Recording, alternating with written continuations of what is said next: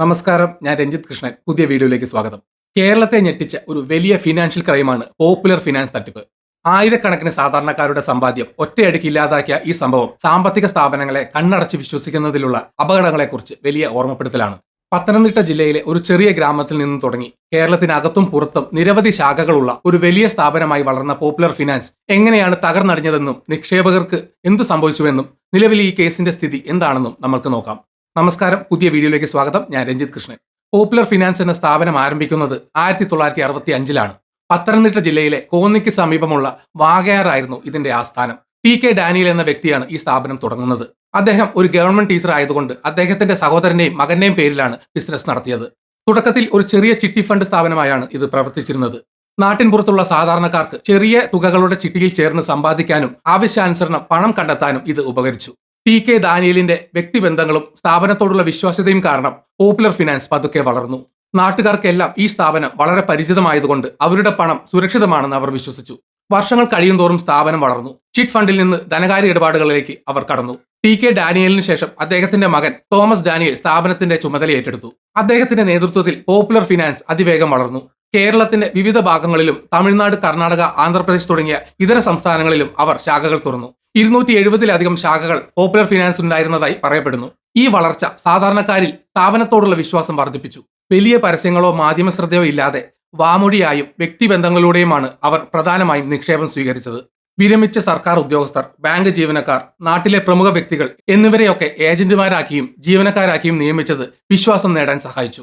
Popular ഫിനാൻസിലേക്ക് നിക്ഷേപകരെ ആകർഷിച്ചത് അവർ വാഗ്ദാനം ചെയ്ത ഉയർന്ന പലിശ നിരക്കുകളായിരുന്നു. ബാങ്കുകളിലും മറ്റു ധനകാര്യ സ്ഥാപനങ്ങളിലും ലഭിക്കുന്നതിനേക്കാൾ വളരെ ഉയർന്ന പലിശയാണ് പോപ്പുലർ ഫിനാൻസ് വാഗ്ദാനം ചെയ്തത്. സാധാരണക്കാർക്ക് തങ്ങളുടെ ചെറിയ സമ്പാദ്യങ്ങൾക്ക് പോലും മികച്ച വരുമാനം ലഭിക്കുമെന്ന വാഗ്ദാനം വലിയ ആകർഷണമായി.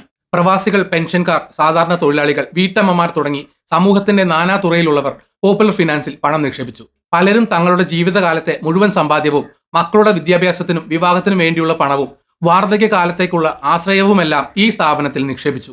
ഉയർന്ന പലിശ കൃത്യസമയത്ത് ലഭിച്ചിരുന്ന ആദ്യകാലങ്ങളിൽ നിക്ഷേപകർക്ക് യാതൊരു സംശയവും തോന്നിയില്ല. ഇത് കൂടുതൽ ആളുകളെ നിക്ഷേപം നടത്താൻ പ്രേരിപ്പിച്ചു. സ്ഥാപനം വളർന്നു, ലാഭം നേടുന്നു എന്ന പ്രതീതി നിലനിർത്താൻ ഇത് സഹായിച്ചു. തോമസ് ഡാനിയലിന്റെ ഭാര്യ പ്രഭ തോമസ്, മക്കളായ റിനു മറിയം തോമസ്, റിയ ആൻ തോമസ്, റീബ മേരി തോമസ് എന്നിവരും സ്ഥാപനത്തിന്റെ നടത്തിപ്പിൽ പങ്കാളികളായിരുന്നു. കുടുംബാംഗങ്ങൾ നേരിട്ട് നടത്തിപ്പിൽ പങ്കാളികളാണെന്നതും നിക്ഷേപകരിൽ വിശ്വാസം വർദ്ധിപ്പിച്ചു. ഇതൊരു കുടുംബ ബിസിനസ് ആണെന്നും അവരുടെ പണം സുരക്ഷിതമാണെന്നും പലരും ഉറച്ചു വിശ്വസിച്ചു. 2020 ഓഗസ്റ്റ് മാസത്തോടെയാണ് പോപ്പുലർ ഫിനാൻസിൽ പ്രശ്നങ്ങൾ ആരംഭിക്കുന്നത്. നിക്ഷേപകർക്ക് പലിശ നൽകുന്നതിലും കാലാവധി പൂർത്തിയായ നിക്ഷേപങ്ങളുടെ പണം തിരികെ നൽകുന്നതിലും സ്ഥാപനം കാലതാമസം വരുത്താൻ തുടങ്ങി. ആദ്യം ചെറിയ തുകകൾക്കുള്ള കാലതാമസമായിരുന്നെങ്കിൽ പിന്നീട് ഇത് വർദ്ധിച്ചു. നിക്ഷേപകർ പണം ആവശ്യപ്പെട്ട് ശാഖകളെ സമീപിച്ചപ്പോൾ വ്യക്തമായ മറുപടികൾ ലഭിച്ചില്ല. പല ശാഖകളും അടച്ചിടാൻ തുടങ്ങി. ഇതോടെയാണ് നിക്ഷേപകർക്കിടയിൽ ആശങ്ക പടർന്നത്. ആയിരക്കണക്കിന് നിക്ഷേപകർ തങ്ങളുടെ പണം നഷ്ടപ്പെടുമെന്ന് ഭയന്ന് പോലീസിൽ പരാതി നൽകി തുടങ്ങി. പത്തനംതിട്ട ജില്ലയിലെ കോന്നി, തിരുവല്ല, പത്തനംതിട്ട ടൗൺ എന്നിവിടങ്ങളിലെ പോലീസ് സ്റ്റേഷനുകളിലാണ് ആദ്യഘട്ടത്തിൽ കൂടുതൽ പരാതികൾ ലഭിച്ചത്. സ്ഥാപനത്തിന്റെ ഉടമകളും ഡയറക്ടർമാരുമായ തോമസ് ഡാനിയേലും കുടുംബവും ഒളിവിൽ പോയതോടെയാണ് നിക്ഷേപകരുടെ ഭയം യാഥാർത്ഥ്യമായത്. പോലീസ് അന്വേഷണത്തിലും പിന്നീട് CBI, enforcement directorate, serious fraud investigation office അഥവാ SFIO തുടങ്ങിയ കേന്ദ്ര ഏജൻസികൾ നടത്തിയ അന്വേഷണങ്ങളിലും പോപ്പുലർ ഫിനാൻസ് നടത്തിയ തട്ടിപ്പിന്റെ വ്യാപ്തിയും രീതികളും പുറത്തുവന്നു. ഇതൊരു സാധാരണ സാമ്പത്തിക പ്രതിസന്ധിയല്ലെന്നും ആസൂത്രിതമായ തട്ടിപ്പാണെന്നും വ്യക്തമായി. പ്രധാനമായും പോപ്പുലർ ഫിനാൻസ് ഒരു പിരമിഡ് സ്കീം അഥവാ പോൺസി സ്കീം മാതൃകയിലാണ് പ്രവർത്തിച്ചിരുന്നത്. പുതിയ നിക്ഷേപകരിൽ നിന്ന് സ്വീകരിക്കുന്ന പണം ഉപയോഗിച്ചാണ് പഴയ നിക്ഷേപകർക്ക് പലിശയും മുതലും നൽകിയിരുന്നത്. സ്ഥാപനത്തിന് യഥാർത്ഥത്തിൽ കാര്യമായ വരുമാന സ്രോതസ്സുകൾ ഉണ്ടായിരുന്നില്ല.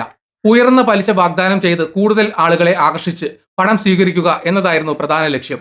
സ്വീകരിച്ച നിക്ഷേപങ്ങൾ പലതും സ്ഥാപനത്തിന്റെ ഉടമകളുടെയും ബന്ധുക്കളുടെയും പേരിലുള്ള മറ്റ് കമ്പനികളിലേക്കും ബിസിനസ്സുകളിലേക്കും വകമാറ്റി. റിയൽ എസ്റ്റേറ്റ്, വിദേശത്തുള്ള ബിസിനസ്സുകൾ തുടങ്ങിയവയിലേക്ക് പണം നിക്ഷേപിച്ചതായി കണ്ടെത്തി.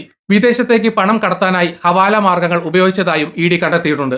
ഓസ്ട്രേലിയ, ദുബായ് എന്നിവിടങ്ങളിലേക്ക് പഴയ കമ്പ്യൂട്ടറുകൾ, മൊബൈൽ ഫോണുകൾ, ആരോഗ്യപാനീയങ്ങൾ, ചെമ്മീൻ തുടങ്ങിയവ ഇറക്കുമതി ചെയ്യുന്നതിന് മറവിലാണ് പണം കടത്തിയതെന്നും ഇതിന് കൃത്യമായ രേഖകളില്ലെന്നും ED റിപ്പോർട്ടിൽ പറയുന്നു.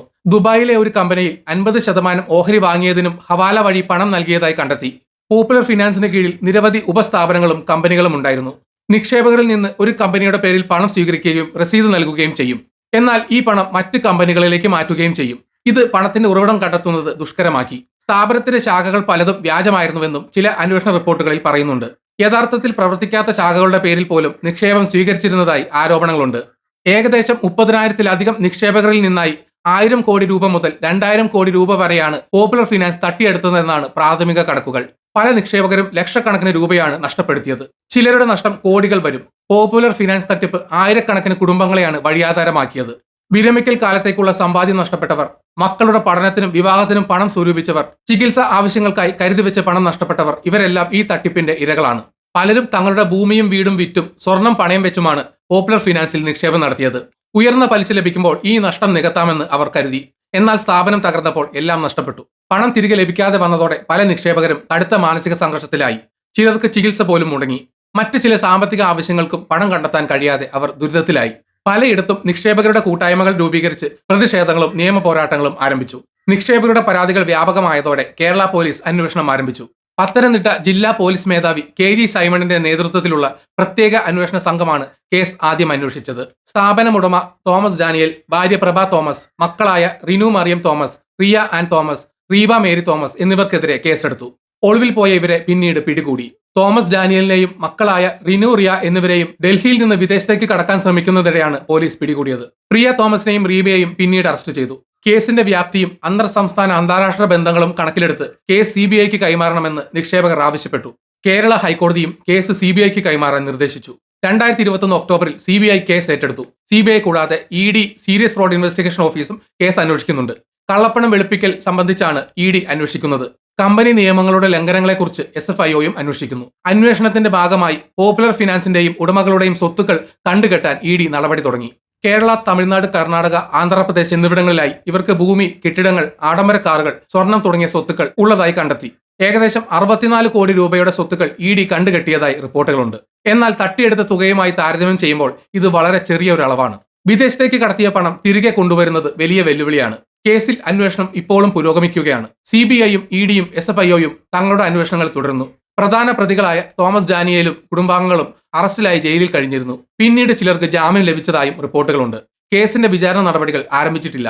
നിക്ഷേപകർക്ക് പണം തിരികെ ലഭിക്കുന്നതിനുള്ള നടപടിക്രമങ്ങളാണ് ഇപ്പോൾ സജീവമായി നടക്കുന്നത്.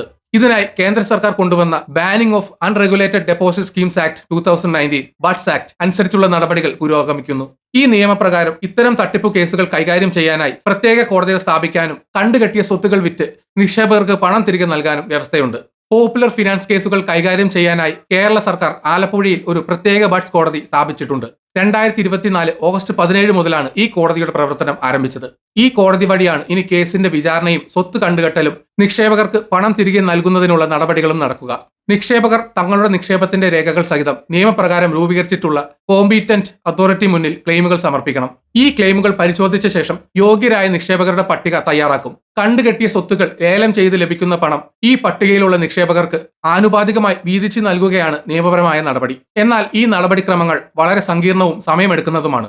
കണ്ടുകെട്ടിയ സ്വത്തുക്കളുടെ യഥാർത്ഥ മൂല്യം എത്രയാണെന്ന് തിട്ടപ്പെടുത്തുന്നതിനും അവ ലേലം ചെയ്യുന്നതിനും നിയമപരമായ തടസ്സങ്ങൾ ഒഴിവാക്കുന്നതിനും കാലതാമസമുണ്ടാകാം. തട്ടിയെടുത്ത് മൊത്തം തുകയുമായി താരതമ്യം ചെയ്യുമ്പോൾ കണ്ടുകെട്ടിയ സ്വത്തുക്കളുടെ മൂല്യം കുറവായതിനാൽ നിക്ഷേപകർക്ക് നഷ്ടപ്പെട്ട തുകയുടെ ഒരു ചെറിയ ശതമാനം മാത്രമായിരിക്കും ഒരുപക്ഷെ തിരികെ ലഭിക്കാൻ സാധ്യതയുള്ളൂ. പല കേസുകളിലും വർഷങ്ങൾ കഴിഞ്ഞിട്ടും നിക്ഷേപകർക്ക് അവരുടെ പണം പൂർണ്ണമായും തിരികെ ലഭിക്കാറില്ല എന്നതാണ് അനുഭവം. പോപ്പുലർ ഫിനാൻസ് കേസിലെ പ്രതികൾക്കെതിരെയുള്ള വിചാരണയും ബഡ്സ് കോടതിയിൽ ഉടനെ ആരംഭിക്കുമെന്നാണ് പ്രതീക്ഷിക്കുന്നത്. എന്നാൽ നിയമ നടപടികൾ പൂർത്തിയാകാനും വിധി വരാനും ഇനിയും കാലതാമസമുണ്ടാകും. പ്രതികൾ ജാമ്യത്തിലിറങ്ങുന്നത് നിക്ഷേപകരിൽ ആശങ്കയുണ്ടാക്കുന്നുണ്ട്. ഈ കേസ് കേരളത്തിലെ സാമ്പത്തിക തട്ടിപ്പുകളുടെ ചരിത്രത്തിലെ ഒരു പ്രധാന സംഭവമാണ്. ഉയർന്ന പലിശ വാഗ്ദാനം ചെയ്യുന്ന സ്ഥാപനങ്ങളിൽ പണം നിക്ഷേപിക്കുമ്പോൾ അതീവ ജാഗ്രത പുലർത്തേണ്ടതിന്റെ ആവശ്യകത ഇത് അടിവരയിടുന്നു.